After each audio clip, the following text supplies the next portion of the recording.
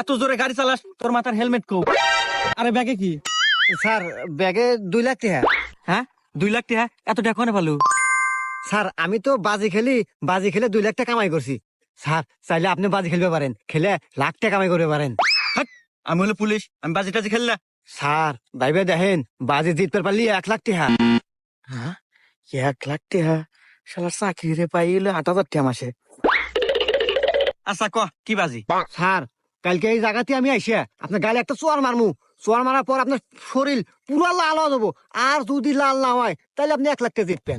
হ্যাঁ আচ্ছা ঠিক আছে, যা আমি বাজি ধরলাম, যা।